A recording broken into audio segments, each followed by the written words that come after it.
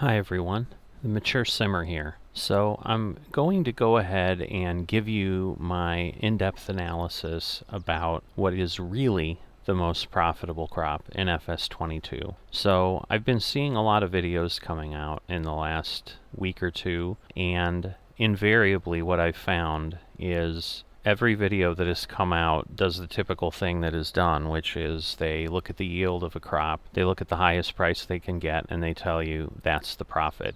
I'm going to go ahead and say that I disagree with that. If you've played Farming Simulator before, you well know that seed consumption by crop is different. So what I've done, so that you don't have to waste your time doing it, is go ahead and determine how many seeds are consumed on a given crop. Now the other thing I'm going to go ahead and do is kind of using the theory of building on the shoulders of giants. There's no point in redoing work that someone's done just to get the same result. I'm here on field 44 on Elm Creek because one of the cleanest and most thorough analysis of the yield situation that I have seen was done by S. Croft, and I've linked to his video below. The yield he's obtained off these fields and the pricing analysis he did to determine the highest price available for that crop. And so rather than redo that, I'm using that information and then I'm simply adding on what the seed consumption was, and then seeing if that makes a change to the sequence of profitability in the crops. So let's see what we find out here. I've not run this yet. I don't know where I'm going to end up, but I wanted to provide an actual profitability analysis rather than simply looking at the simplistic view of how much crop I get off the field and what I sell it for, because that's not your profit. That's what you're selling your crop for. Your profit has to take your costs into account. And for simplicity, we're going to ignore the fixed costs, such as fertilizer and so forth, with the assumption that it's going to cost me the same amount to fertilize this field regardless of the crop type, because that is the way that the Farming Simulator engine works. So I'm going to go ahead and plant this field with each of the different crop types, and I'll show the segment of the video that shows where we end up and how much seed we've utilized.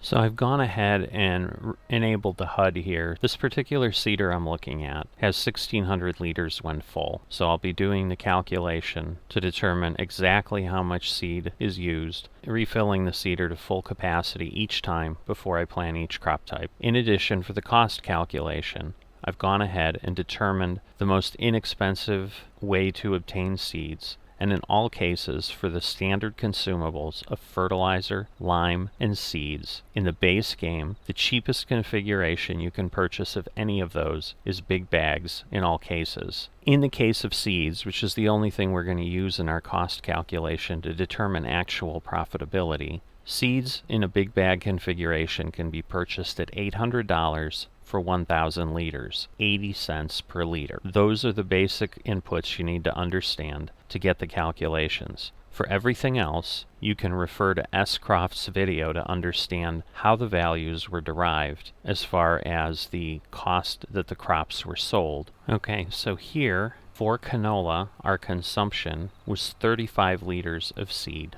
Wheat has consumed 87 liters of seed. I did also test to verify that the economic difficulty does not have an impact on seed consumption. Barley consumes 87 liters of seeds. Oats is 87 liters. Soybeans are 52 liters. Sorghum is 35 liters. Okay, so I've switched over to a planter now for the crops that it will handle. The planter, as you can see, has a capacity of 600 liters. I've also gone ahead and created another save game so that I can reset relatively quickly, because the field for these crops typically needs to be plowed. I had to go ahead and actually plow the field to go ahead and begin planting the crops with the planter.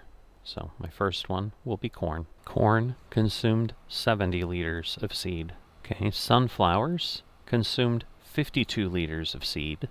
Sugar beets consumed 70 liters of seed. Cotton consumed 87 liters of seed. So now we have a potato planter, 8,000 liters to begin. So the potato planter consumed 600 8,063 liters. Okay, we have a sugarcane planter, 8,000 liters to begin with. Sugarcane has consumed 2,090 liters of seed. So finally we come to two of the new crops in FS22, grapes and olives. This becomes more challenging to determine how things affect your profit, because unlike all the other crops we've already looked at, once you plant grapes or olives, you're in essence not reseeding the field.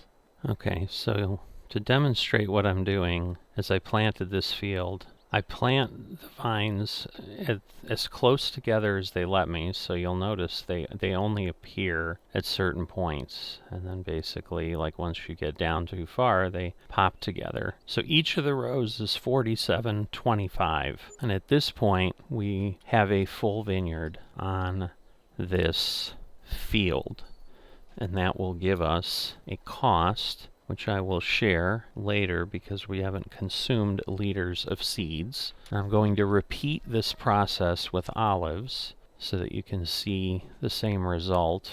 It's challenging sometimes to get things perfectly straight, so you can see I kind of had a couple hiccups here, but once again I think we can all agree that's not going to turn into another row in the vineyard being planted, so it's irrelevant to what we're trying to calculate here.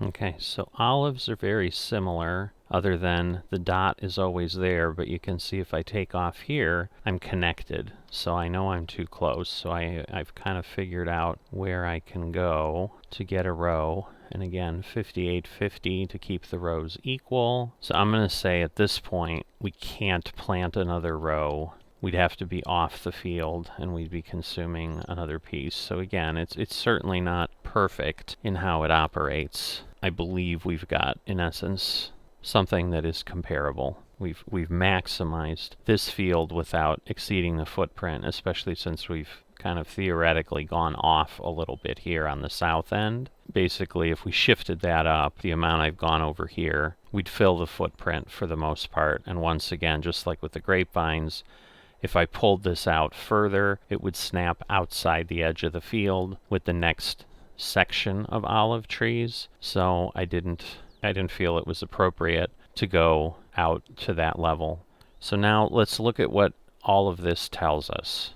Okay, so what did I learn by going through the exercise of adding in the variable cost of the seeds into the information that was provided, in this case, from S. Croft's video? Let me just start with a little background on what he provided in case you haven't gone ahead and watched it. So the process he did is he worked on field 44 on Elm Creek, which is the field we worked on to keep the comparisons appropriate. He planted and harvested all 14 crop types and then determined the yield he received from them. And so what you're seeing here in the third column is the yield that came off of that field for that crop type. In the next column, he went ahead and he determined the highest selling price he observed at any point throughout the year for that crop type, and then utilized that as the selling price for those crops. The part I've added in, which then is the next column, is the cost of the supplies, in this case the seeds, to go ahead and plant that field to reach that yield. That is the part that every analysis I've ever seen seems to overlook. But the question is, did it have an impact on the sequence of crops? And the answer is it did not. If you do watch the video from S. Croft to see his analysis, what I did determine in creating my own spreadsheet here and working through the numbers was that he actually had errors in calculations on oats and, more importantly, on sugarcane, where sugarcane was significantly lower. He had it at about 3,600 instead of 5,300 in the amount of money made. But I double-checked, well, more than double-checked, I triple-checked the numbers to make sure that what he was reporting was what I had in the spreadsheet. And so that raises sugarcane higher and actually puts oats lower because he had oats credited with a little bit more. The other thing that's included in his cost analysis and that a lot of folks provide is the straw that you will get off of barley, wheat, and oats, which would certainly raise those crops up more into the center of the chart. But to compare apples to apples for the same amount of work, which basically is plant the field and harvest the field, this chart shows you where each crop type ends up. If you want to do additional work that changes the playing field, you can raise barley, wheat, and oats up to give you more, but you would have to bale or collect the straw and sell that. And that would add approximately another 1,000 or so, about 900, to all of those values, and again move them into more the center of the chart, like around the 7, 8, 9 position. The challenge, however, that comes up that I think is important to note, especially in Farming Simulator 22, because they are new crop types and therefore people might be excited to work them, is with grapes and olives. And so I've got these added sets of numbers because they show up as 4th and 6th in the list. But if now I overlay these additional 2 numbers here that you see, the cost you're looking at are the cost to plant that entire field with grapevines or with olive trees. And you can see it's substantial. It's substantially higher than the seeds, and the difference is also that you don't have to replant the grapevines or the olive trees. You just prune them and they'll continue to give you crops every year. So the thing that I'm unsure of is there a limit to that, or does that go on forever? And there's nothing that makes me assume it doesn't go on forever. So in that case, that last column is the number of harvests that you would need to go through to simply start making money off of what you were getting off that field. And that is not something to overlook, in my opinion, because you would need to have at least 13 harvests with grapes and 15 harvests with olives before you actually recoup the costs. And that's simply of the grapevines and the olive trees. That does not take into account the fact that both of those crop types have specific expensive equipment to do the work for them and also require a significant amount of work. So I just wanted to make sure to point out that before you look at those and say, wow, they're highly profitable, I'm going to do them, they're truly not. It takes a long, long time, and then you're still only making money at that point in those subsequent years, and it's not the highest paying crop in the game. Now, it's important to note that the top 3 crops above them certainly are also labor intensive and require special equipment as well. But the thing that was surprising to me is I did feel when I went ahead and did the work to get this information together is that seeds would impact the order, but they actually do not. Finally, I think it's important to note precision farming is included in Farming Simulator 22 and will be released as part of the base game at some point. And if you turn that on, and if it functions similarly to the precision farming mod we had in FS19, where fertilization rates change and lime rates change and there's more variable cost, I will need to redo to add those in. So once that comes along, please come back and visit the channel and I will have redone that analysis. So it's important to note that if you're looking for the real profitability of crops in FS22, there are some exceptions. Mainly grapes and olives are not as profitable as one would think. Thanks for taking the time to watch this video. I hope it gave you some information.